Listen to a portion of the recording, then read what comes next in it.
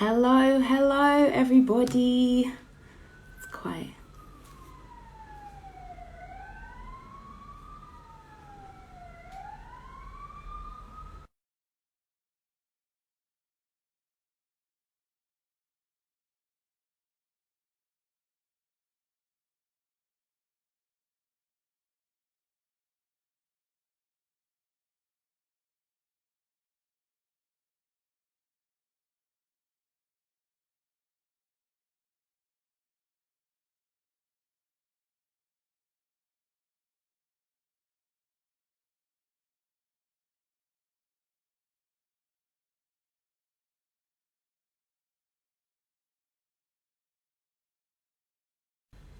Thank you. I was on mute. Isn't that like the ultimate, the definite, yeah, that's definitely the quote of our time. I'm on mute. Thank you so much, Libby and Onyeka, for letting me know. Sorry about that. So now you can hear me in full force. Hello. Welcome, everyone. Thank you so much for joining this evening. My name is Nimasheshe. I am with Brooke and Love, Sex, Life, and we work in Lambeth, Southwark and Lewisham with the Black community in terms of just educating about sexual health.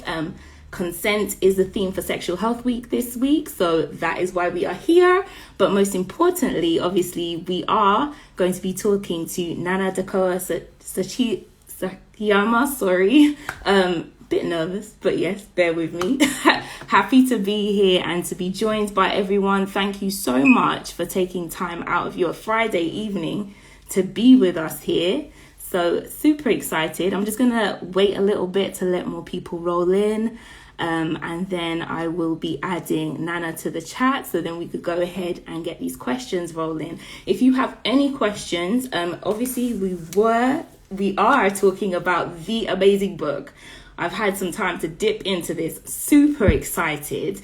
The Sex Lives of African Women. So yes, as you can see, yeah, zoom in. And if you haven't bought it yet, make sure you get yourself a copy because it is amazing.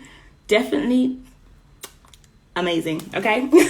Can't rave about it anymore. I've definitely been telling friends about it. It's definitely worth the read. Definitely make sure you purchase it. But yes, excited. So if you have any questions, please do get them ready. We will be asking your questions live. Obviously, I have some questions as well, but please feel free to ask those questions as well, and I will make sure to actually add that. And thank you. I see Big C Energy has waved in hey, and I'm S_aid. Thank you so much for joining. Thank you. I see you, Danny. Hi. Thank you for joining us this evening. I see already we have a question coming. Oh, eager. Love it. Amazing. Thank you so much. Love the enthusiasm. Thank you, Cute Cutlet. I appreciate that. Thank you so much. You guys are ready to go. This is great. This is great. Keep them coming, okay? So we'll be ready with these questions, okay? Awesome. So it's 8:02. I think we're almost about, I think we've had a bit of time to let people in. So that's awesome. And I'm going to invite Nana, but while I'm adding Nana to the chat, please, I would love if everyone could just give her a round of applause, send your emojis, your clap emojis, your hearts. I want you to bring in all the love to make sure that, she feels really welcomed where she's joining us. So please do that.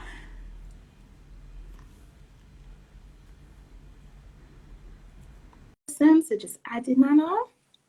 Oh, awesome. More people joining the chat. Lovely to see you all. Thank you so much. Hi. Hi, how you doing? I'm doing good, thank you. And you? I'm really good and really great. happy to be here. Oh, thank you so much. I'm very honored to have you here. And yeah, just thank you for taking time out of your day, and congratulations on this book. It's honestly, it's amazing. When I was approached about it, or even just, funny enough, I'd actually been seeing about the book for a while. Like, people were posting about it. I was like, this is great. Like, I've not seen anything like like this. It's definitely a must read.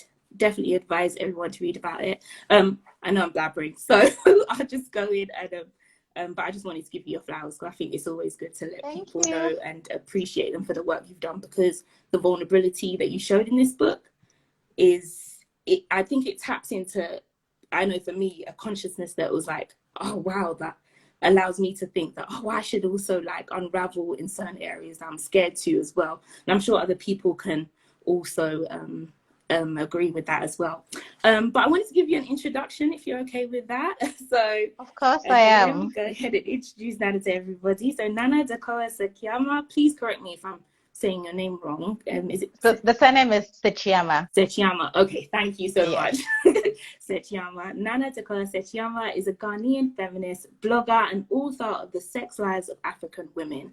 For over 10 years, she has shared her own personal experiences of sex through her blog adventures, From the Bedrooms of African Women, a blog co-founded with her friend Malaka Grant. Alongside the blog, Nana has also written for The Guardian and Open Democracy and facilitates conversations with women across the world about women's experiences of sex and pleasure. She's also the communications manager for the Association for Women's Rights in Development. So AWID. I'm sure, is that AWID in abbreviated? Yes, Yeah, awesome. it's AWID, yes. Yeah, thank you. Is there any? Except I'm their director of communications. Okay, okay, yes, okay.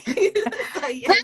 We have to take our flowers, Yes, you know. yes. Please appreciate yourself. Love it. Thank you so much. Awesome. Yeah, so please check out her blog and all her works while you're reading her book as well. Make sure you send love that way as well.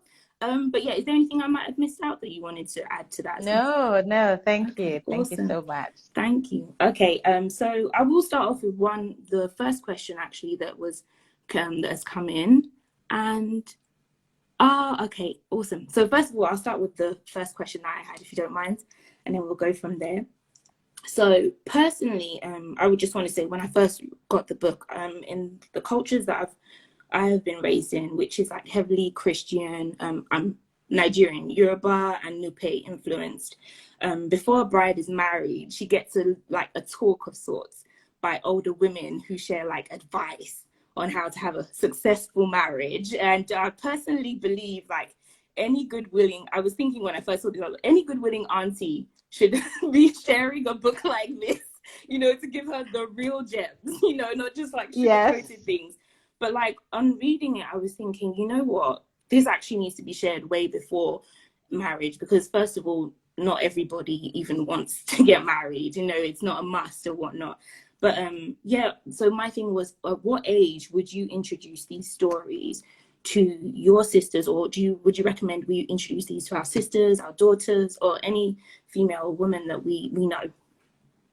That's an excellent question. I think one of the things I have most loved hearing people say is, so many people have said to me, I'm going to pass this book on to my daughter, or, in future when I have a daughter, I'm going to give her this book. And that makes me really, really happy to hear. Because I think part of what is important for the young girls and women to know is there are many ways of being, there are many ways of identifying, there are many ways of figuring out your sexuality. Yeah. And there are many ways to find healing and to discover yourself. And I think the book depicts like the diversity of ways in which one can find sexual freedom and healing, and one can be on the path to discovering who they are. And so there's a story there that I hope everybody will connect to. And I think if you want your children, your sisters, your family, your friends to have like a comprehensive view of sex and sexuality, yes, this is definitely a book you can gift to them. Awesome. And what would you say, so age-wise, where do you think it would be really good to introduce something like this? Yeah. To be honest, I think it really depends, right? Because every young person is different. You can have a 16-year-old who wouldn't be ready for content like this, and you could have a 14-year-old who's ready for content like this, right? Yeah. And you could have somebody who wouldn't be ready for this until they're 30. So I really think it's down for parents to make an assessment, and also for the individual to make an assessment for themselves as well. I don't think you can really say, oh, by the age of 18, you're ready for this, right? Even though in a lot of countries, that's like the sort of age of consent. I think it really, really depends. That's true. You're right. It does definitely depend in terms of also, I guess, the maturity or even the exposure that child is experiencing at a point in time, right? Yeah, that's great. Thank you. Absolutely. Mm-hmm. And what would you say, to kind of continue with that, what would you say are two things that you tell younger women who are in need of this candid sexuality education? within this book that I guess it would be kind of like a brief snippet of what you have encompassed in here, but would be a good introduction to them? How would you Yeah, introduce? I would say take time to get to know yourself. Mm, Take time to get to know your body. Take time to get to love your body. Take care to time to feel confident in your body in whatever state your body is. That really, for me, is the first lesson and the most important lesson. And just take time to unlearn all the harmful things we're told by society that you have to be a particular size, you have to be a particular look. Just affirm yourself and show yourself some love and surround yourself with people who love and affirm you. That is the most important thing. mm, It really starts with the self, and find yourself a community of people, like-minded yes. people Mm-hmm. who who give you like the space and energy to just grow and thrive. Oh, that's a really good one, especially in terms of like, I think that is very important in terms of finding your community that you know will enable you to ask those uncomfortable questions. They won't judge you, off the bat and stuff. Do you, how, I think, well, good question is how were you able to, like, what were the tools maybe that you learned along the way in knowing that you found the right community that you could like freely also like navigate like sexuality and education, like properly understanding these things? I identify as an African feminist, Mm, and I've been really lucky, partly through my job. But I've really got to connect with African feminists from all over the world, and they are my community, right? mm, And sometimes it's just reading somebody's book and really just admiring the person and following the person and, taking the opportunity to get to chat to the person. And that person can become part of your community that way, mm, especially in this day and age with digital communities as well. yes. So, and also sometimes, you read people's tweets and you're like, oh, this person thinks the way I do. I'm going to start following them. There's Yeah. so many people that in the really early days of Twitter, when it was a really nice place, I became friends with because we realized that we were all tweeting about African feminist issues. And that's how we connected. So, yeah, that's how I find my people, just through a shared politics. Awesome, awesome. We have Onyeka Online is agreeing with you and saying she too identifies as an African feminist. So great to know Yay, that we have. shout out to all the African Yes, feminists. shout out to you guys. Yes, I definitely say yeah. I will be honest. I struggled, yeah, when I was younger to identify as a feminist because I felt like I didn't have all the answers. But I think that's probably a good thing too. You won't always have all the answers correct. So yeah, it's finding that And community. feminists don't have all of the answers. We have some answers, Mm, lots of answers to the problems of the world, but we're not perfect by any means. And so I don't think people should feel like, oh, I've got to understand everything 100%. We're all on a continuous learning journey. And actually, if you're not mm, learning, you're not growing, then it means you're like getting stagnant. So, yes, yeah. true, true. Definitely awesome. I will go ahead and I've got two questions. So I want to ask one of them that's been asked by the by someone attending now live. They asked why were the three themes for the book chosen specifically. So for those that might not be aware, there are three themes in the book of the sex lives of African women. Okay, so there is self-discovery, correct? Yep, Yeah, that's correct. self-discovery, freedom, and healing. So yeah, Yes. yeah. Yeah. So once I'd done about 20 interviews, I sort Mm-hmm. of literally sat back, did a spreadsheet, put everybody's names in the spreadsheet, Wow. all their pseudonyms, Mm-hmm. the countries they came for, and I started to write down, what I was hearing as the essence of each person's story. Mm-hmm. And I sort of looked back at the spreadsheet, and for me, there were some common threads, right? Mm-hmm. And it felt to me that there were lots of stories that were speaking to either the need to heal or a healing experience. There were lots of stories where I felt like people were really trying to figure out who they were. They were trying to discover themselves. And there were some people who I was just like, whoa, you guys have cracked it. You figured out who you are. You're living Yeah. your best lives. So freedom, healing, and self-discovery were for me personally the strongest threads that were coming across in my conversations with people. And of course, even though I did put people in different sections, like we all know, like somebody can experience moments of freedom but still be on a journey of discovery, right? Or Yes. somebody could, in a sense, be living their best life but still have had a really traumatic experience. And so, yeah, that's just how I thought I would categorize it. Yeah. Awesome. And so I know you also have like so much experience of talking to women in different, like across the world in different formats. Would you say did you see like a common thread connecting people that you might have spoken to in your previous encounters before actually like meeting these 30 women that you've documented, what that you spoke to for this book? Yeah, would you say there's like a common thread? I think the really common thread is it really feels like nobody is getting any sort of real comprehensive sex education. Mm, Very few yes. people. An exception, I would say, is a woman I interviewed who I called Laura. But very few people could actually speak to their parents about sex or, had the kind of households where they could bring people home. For the most part, sex was a no-no. There was no discussion about sexuality or if a young girl was perceived as sexual, she was sort of stigmatized or Mm, beaten from like a very young age, and there was just no space for children to be taught about sex, and everybody felt this as a sort of lack. That was one of the common threads. Yeah. okay, awesome. Thank you so much. I think with in line with the whole being a bit like the stigma of it being, I'm sorry if I'm missaying this, but basically when you said that the idea that assuming that women like girls were already like sexualized or already like engaging in sex, that was something that you definitely covered in your book, and found that really interesting because even without the assumption alone is enough to get you like painted with a certain brush, and that's enough Mm-hmm. definitely to I guess hinder people from even wanting to engage any further because they've already been put in a box.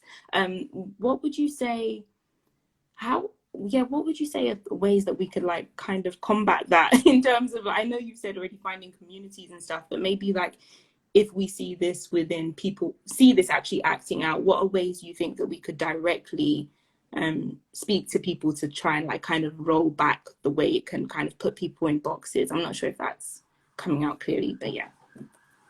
Yeah, no, I think I have a sense of what you're saying. Mm-hmm. And I mean, I think first of all, it's by we ourselves not engaging in that practice of stigmatizing people who are confident about their sexuality Mm, or, yeah, or choosing to really just be open and expressive about who they are. I think that's yeah. the first thing. I know that when I was younger and when I was a teenager and there were rumors about particular girls, I would also kind of look at them like side eye, like, oh my God, Mm, did she really sleep with that guy? Until people started gossiping about me and accusing me of things I hadn't done. And I was just like, oh, so sometimes people spread rumors and they're not true. But for me, yeah. the bigger lesson is really that we shouldn't slut shame anybody, Yeah. and we ourselves shouldn't participate in that. And yes, we are socialized by society. So whatever is bad in society is usually within us. But how can we, try and ourselves like free ourselves of these ideas that restrict everybody, Mm-hmm. It's Yeah. not just out there, it's also within us. Agreed. Yeah. Sending you to a lot of love, Aku. Ah, yes. Thank you, Aku, for joining us today.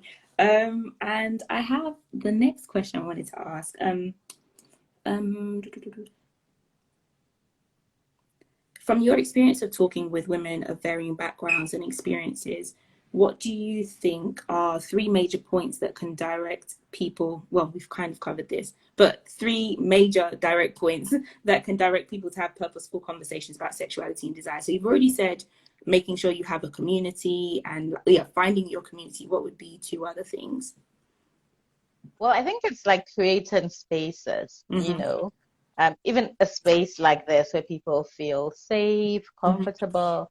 I've enjoyed having conversations with women in like their living rooms. Of course, this was all pre-pandemic. I Yeah. think that's really the important thing to find like-minded people to come together to share as and well, sharing, not everybody feels comfortable sharing. So it's also Mm, you have to create a space where people feel comfortable sharing or they can share in a variety of ways. People don't actually need to share with everybody else, right? They could just write yes. in their journals and could ask a couple of questions and people can write in their journals and people can share if they feel called to share. So for me, it's really safe space, like-minded people, you know, and creating an open, non-judgmental environment. Awesome. So safe space, like-minded people, and the third one was, sorry, I didn't hear that one. Creating a non-judgmental environment. Creating a non-judgmental environment. Okay, great. Thank you. That's awesome. Those are great take-homes. And so from the start of the book, you make it very clear that you're very intentional, rather, in being inclusive of who this book is for. That was my takeaway anyway. So you noted celibacy and spiritual growth and kink, and my personal experience from like working in sexual reproductive health, volunteering with Brooke, and briefly like in the States as a college student. Those with more conservative viewpoints tend to be like the hardest to have conversations with about sex, honestly. So what I wanted to ask was, how do you navigate those spaces? Because I think those are like very niche spaces that definitely need to have these conversations, but how do you go about having those? I think that's a great question. I mean, in terms of the women that I interviewed, they were usually one-to-one conversations. So it was such that people were able to like feel open and felt able to share with me. I wouldn't say I go into like group conservative spaces to have conversations. I don't think so. I think I tend to be in more liberal spaces, more feminist spaces. Yeah, at the same time, in general, I'm open to dialogue with people as long as it's respectful dialogue, Yeah. as long as I feel like it's a genuine conversation. Mm. What I'm not up for is debating people's humanity or debating, people's right to live as they are. Yeah. Yeah, no, totally agree with that. And I think that's why it was such a welcoming, the prelude was so welcoming, because you made sure to include different people across the spectrum. And even the way you also, at the beginning of each story, how you would like give a brief synopsis of that person. Yeah, just loved it. I'm probably just overly gushing, but yes, I think that was really good in terms of making sure people understood like the spectrum of people that you were covering, and everyone was welcome. And your ability to find, so which kind of continues from that, but your ability to find the common ground that can be a reference point for everyone, regardless of how they identify. In Helen, specifically in Helen Banda's story, that a woman who identified as pansexual, polyamorous, and kinky, about the importance of consent and communication, to me was profound. How did you go about drawing this out? I was so lucky with the Helen Banda story. So one of the things I did to find people to interview was I did call outs. So like I did call outs on Twitter, I did call outs on my blogs, basically saying that I'm writing this book. I'm looking to interview women from as many African countries in the diaspora. Reach out if you're interested in being interviewed. And then like one day I went on Facebook, and I say one day because I'm not very active on Facebook. And I checked my inbox and I realized that Helen had sent me a message like 3 months previously, saying, I heard about your book. I would love to be interviewed. I'm married, I'm poly. And I was just like, oh my God, I want to interview you. And like straight away I tried to call her on Facebook. I was that creep who tries to call somebody on Facebook. She didn't pick up. But then subsequently we got messaging, and then later on we did an interview via WhatsApp, and it was really great. And now I can't remember what your original question about Helen was, but I think you were asking me how. How did you draw out the about the stories from people? That was all great, by the way, because honestly that's probably my favorite story, because I was like, and it comes really early in the book, so I wasn't expecting that, and I was like, oh my gosh, this is like amazing. But amazing, especially in the sense of like, I've not heard anyone's, I know we're diverting a bit, but I've not I think it was just so raw and honest, because I've never heard of anyone's personal experience that is an African woman, like first and foremost, like that. Like you always see it, obviously like in the media and stuff, but it's always mainly like white people that I see, to be very honest, or like maybe I've seen, you just don't see it. And I was just, this is like a breath of fresh air. Like imagine you're in a stuffy room and you're like, I need fresh air. So you open the window and it's just like all up in your face. It was amazing, honestly. I would tell everybody to jump to that story. if you really want to be enlightened, and you don't even have to jump far. It's like story number 2 or so. Like it's very early on in the book, so definitely would recommend you read Helen Banda's story first. But yeah, the question was, how did you draw out topics about the importance of consent and communication? Because that was another thing that was extremely profound. Like, I think we have a lot to learn from the kink community in terms of communication and consent, because it was literally like seeing a fine print contract, but like was so respectfully done. So yes. And I didn't have to do anything to draw out those stories, right? That was what Helen was sharing with me. Like she was just telling me how she got into kink and how she got into the world of BDSM and into polyamory. And that was what was being emphasized to her from the very beginning, you know? And so that was also like really beautiful to hear. And yes, I know I say this about like literally every story in the book, but Helen's is also one of my favorite stories. So I'm glad you really liked it. Awesome. Yeah. Oh yeah. No, I was like, every time I was reading this, like when she would like peel back different layers of like her experience, I was just like, with respectfully communicating with every partner that she's with, you know, meeting their partners. I was like, you know, the world could do with a lot of these tips, you know, just to absolutely. I think it was a masterclass in communication and consent for sure. So I think that wonderfully links in with the theme of consent for Sexual Health Week, and just in general, just like someone said they had to drop off to Google kink community. They're learning so much. I love it. That's great. Awesome. So yes, maybe would you be okay to describe what the kink community is for some people that might not know, so they can, so I'm not just like talking above everyone's head, sorry. Yeah, no, and actually I'm going to use a definition that I had only yesterday during a feminist festival that my organization AWID is organizing. Okay. There was an incredible session led by Teho.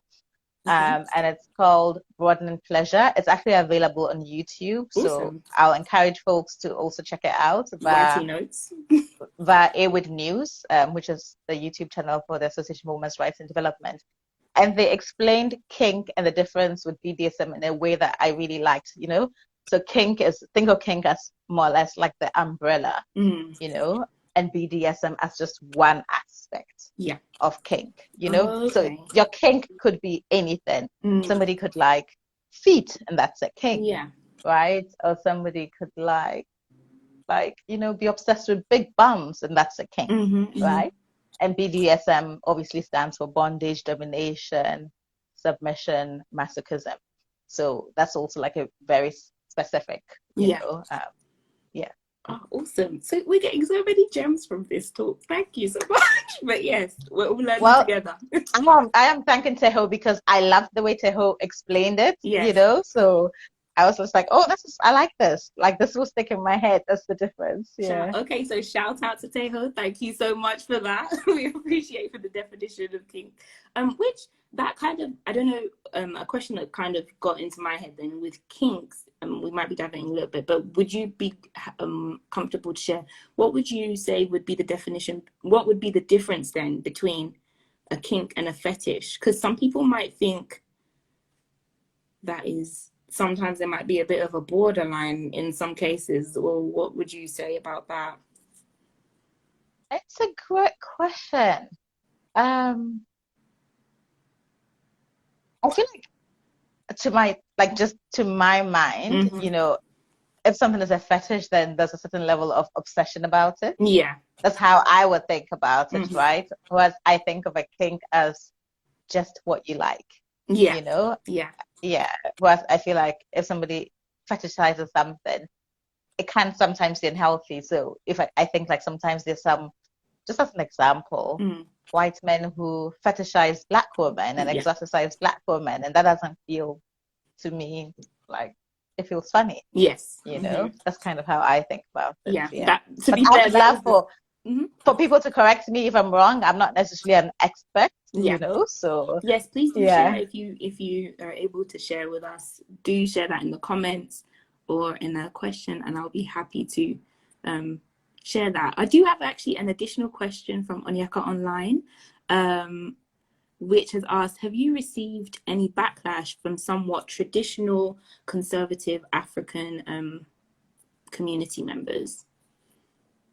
Touch wood, no backlash yet. And I know if I receive any, all my African feminists will ride for me. Yes. So, I'm putting you all on alert. Yes. We're ready. Uh, Okay, that's great. Okay. Oh, and she just another comment was, it's interesting how words change, as kinky growing up was often, yes, associated with seeking an extreme pleasure in sex. But yeah, thank you. language evolves, doesn't it? Yeah. Like I was recently having a conversation with my mom, and I think, what were we listening to? We may have even been listening to my own audiobook, and she didn't understand why people were describing themselves as queer, because as far as she's concerned, that's a negative word. So why are people using that word? And I'm like, Mom, the word has been reclaimed. So it's not negative in the context in which people are using it, because it has been reclaimed. So yes, that's true. Language changes and evolves. Definitely does. And Onyeka has agreed that she will be riding if anyone tries to come for you. So thank you. The army is growing. We like to see it. It's great. And then another question I have, please do keep your questions rolling in, people. I love the questions you're bringing in. Amazing. And conversation is great. If you're happy to share, could you share what may have been like the pivotal moment for you in your journey to understanding your sexuality and desires? I mean, I feel like, to be honest, it's an ongoing journey. I myself see myself as being on the journey. If I was, okay, I place myself in the healing section of the book, but I'll very much place myself also in the journey section. And I want to get to the freedom part too. Don't we all? Please, like, I'm ready. But I think I've had several pivotal moments. One was at the age of 30, being with a group of other African women and feeling like for the very first time, I was with like-minded women, and we were able to speak openly and honestly about sex and sexuality. And that was the inspiration for starting Adventures. So that was definitely a pivotal moment. Yeah. And also making that decision to write about my own sex life, to encourage other women to write about their own sex life, has been part of that journey, because it's led me to sort of constantly question myself. I'm one of those people that's how I figure things out is by writing about it. Yeah. So yeah, this process of writing is also part of my growth process. That's great. That connects to at least two of the 3 points that you mentioned about finding your community, and I guess your writing is your safe space and able to like divulge that. That's great. So keep note of that, guys. Let's harness on those two. Okay, going on about somewhat community, a question I have was that in general, this is something I've been brooding over a while, and I have conversations with friends about this. There's an observation that I've had from women in my culture. So specifically, again, like I said, like maybe like Yoruba or Nupe cultures, is that what I see is similar in the lives of other African women. Actually, in this book, that I see is replicated not just in those tribes but across the continent, is the fact that it's almost seen as though women's sexuality and identity always has to have some form of communal responsibility. So, for example, in Yoruba, once you're born, you're the child of, so you're Omo Sam, let's use that, or whatever. And then when you marry, you're the Iyawo, you're the wife of somebody. And then when you have a child, you're Iya. You're always clinging onto, most times, men. You rarely even, sometimes you wouldn't even know the name of the woman. And so it's very rarely someone's identified by their actual name in comparison to men. But what has been your experience personally, or through the women you've encountered through your work, in unpicking this and trying to recenter themselves? No, that's a great question.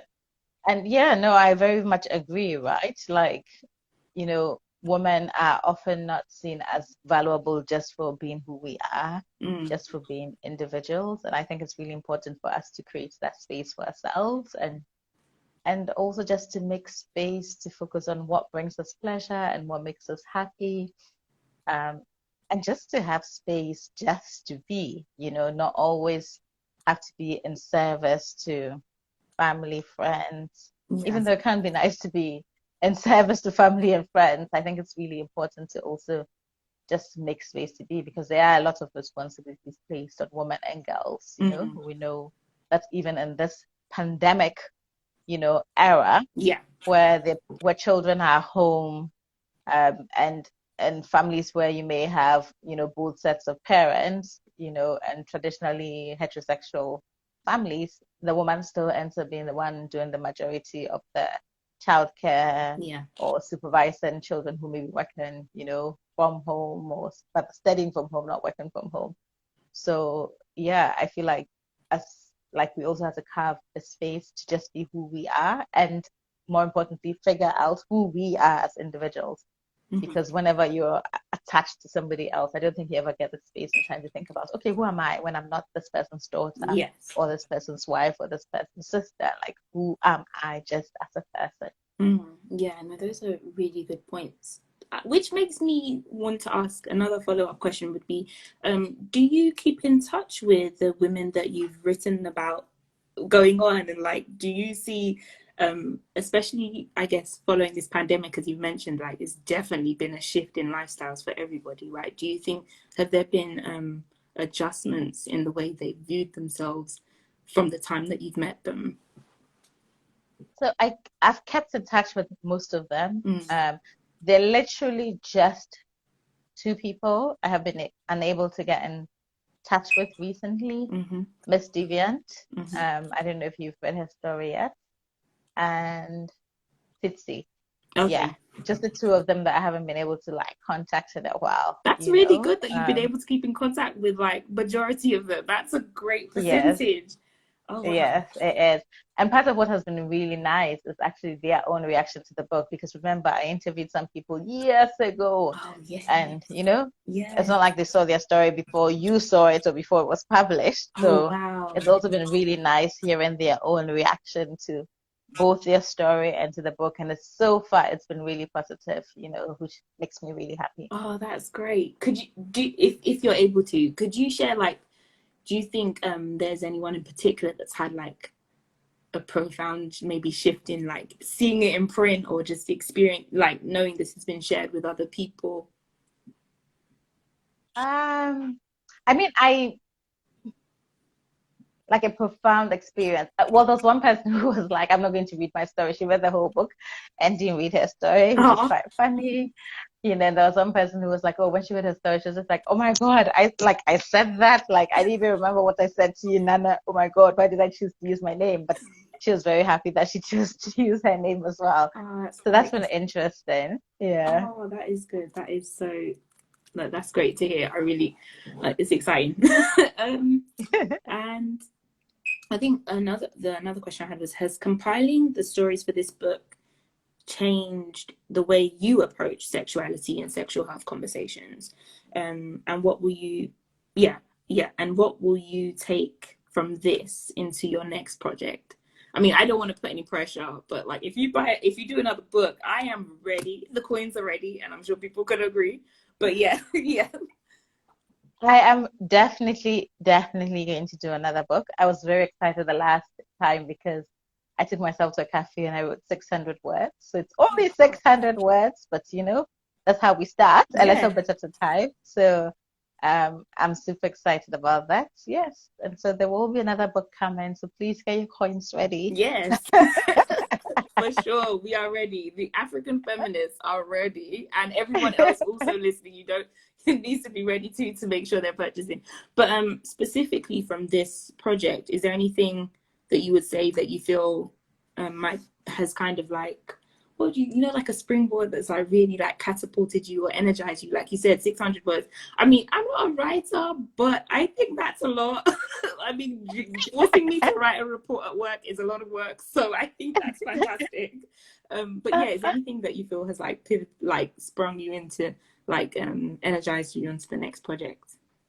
No, absolutely. Super inspired by the woman in the freedom section, Yes. and just even for myself, this entire reminder that actually it's important to take space and time to discover yourself and to figure out who you are. And I'm challenged to do that even more in my own life. Yeah. So yeah, that's part of what I intend to explore in my next book, but from a more personal angle. Oh, that's awesome. And I think it's just really important to like emphasize that the journey just continues because yeah, there's Exactly. continuous, yeah. Oh, yeah, awesome. And I'm gonna check if we have any more questions. I'm at like the tail end of my never ending questions, but yes, so I have okay, I know you said earlier that Helen's story was one of your favorites. You normally say that a lot of them are your favorites, but if maybe let's say one favorite from each section of the book. Is that too much to ask? Yeah. What would you No, it's say? not, because Helen's story was in the self-discovery Self-discovery. section. Yes. So in the freedom section, another favorite was the story of Alexis. Okay. Alexis is a 70-year-old African American and Afro-Caribbean woman who identifies as queer, and she's 70. She fell in love with her partner in her 60s. Oh, I loved her story. For me, yeah. it was a reminder of the fact that you can fall in love at any age, Yeah. and you shouldn't allow yourself to feel pressured that by a certain age you have to settle down. And, Mm-hmm. love can grow and blossom at any point in time. And also, people like to pretend that older women don't have, sexuality and don't Mm. enjoy sex and don't have a sex life. And I think Alexa's story, as well as Fatu, in the same section, prove Yeah. otherwise. And those stories are like really like close to my heart. Yes. In the healing section, I really like the story of Gabriela, who is an Afro descendant from Costa Rica. I'm almost ashamed to say until a few years ago, I didn't realize how many Afro descendants were in places, like various places in Latin America. Yeah, me And it too. was really important for me to like showcase like the African diaspora as it exists. And Mm. I liked like the rituals that she had and still undergoes to just like stay well and stay healthy. I think, yeah, I liked her story. But of course, I could say that about almost every story. But if you want like one from each section, I think those are the ones I'll spotlight today. And I'm sure in a different day, I'll spotlight a whole different set of Depends on the mood. people. Exactly. Yes. Oh, great. Oh, no, those were really good. And it's there. I like the fact that you pinpointed the um pinpointed Alexis and Fatua. I think it's Fatua's story that I'd read.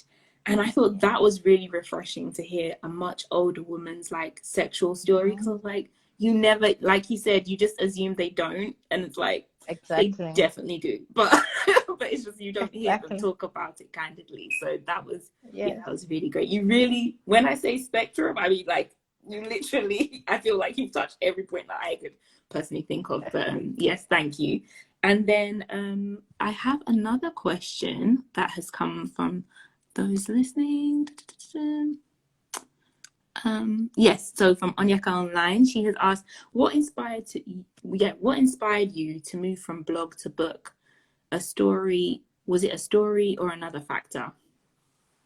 Oh, it's a great question. I mean, my co-founder Malika will tell you that, one of the things I said to her was, oh, let's do the blog and later on we'll turn it into a book. So for Mm, me,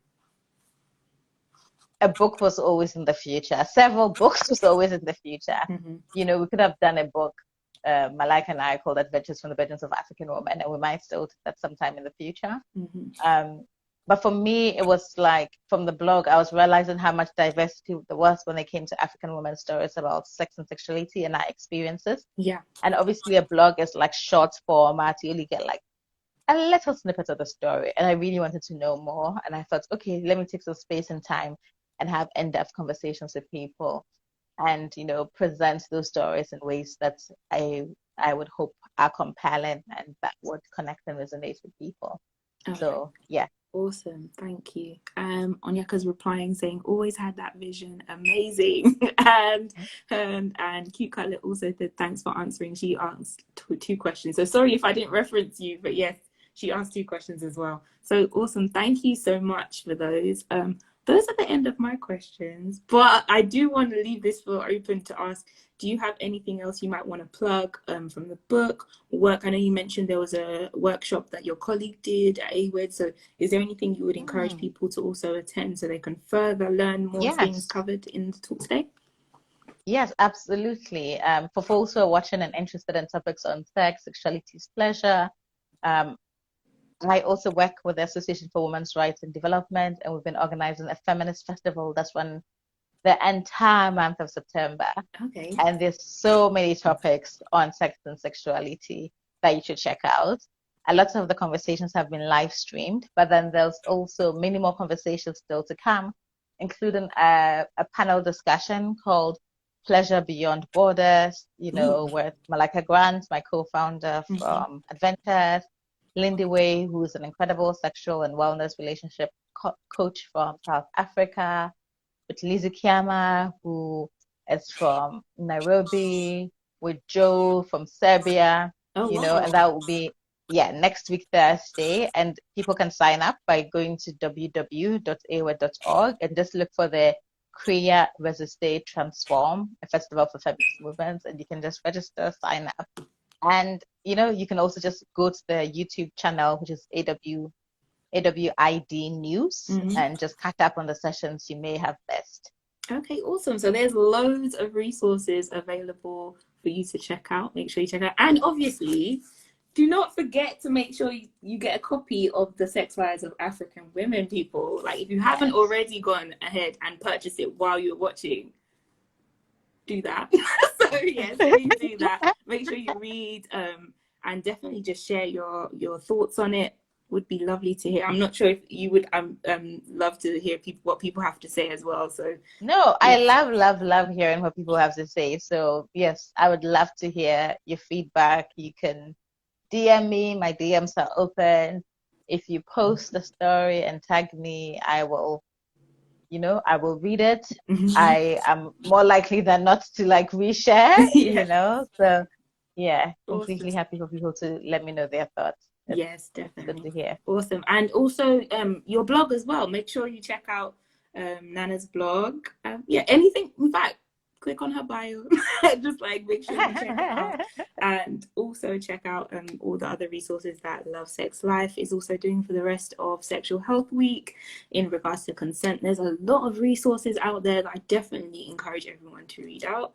Again, thank you so much, Nana, for your time. I really appreciate you coming, spending time with us, answering our many questions with so much grace. And I wish you all the best as you go to start your new book and your other projects, and you continue to pour out to the world as a vessel to everybody. We really appreciate it. I think I'm not alone in saying that we really do appreciate the work that you're doing for the community. It doesn't go unnoticed. Thank you so much. Thank you. Okay. Enjoy the rest of your Friday and this weekend. Thank you. You too. You take care. Get lots of rest. I will. Take care. Take care. Bye. Again, thank you so much, everybody, for tuning in. And I am about to sign out. Thank you so much for your time. And yes, watch back if you want to. And definitely, like I said, check out Love Sex Life for more information and work. And obviously, Nana's work too. Take care and have a great weekend. Bye.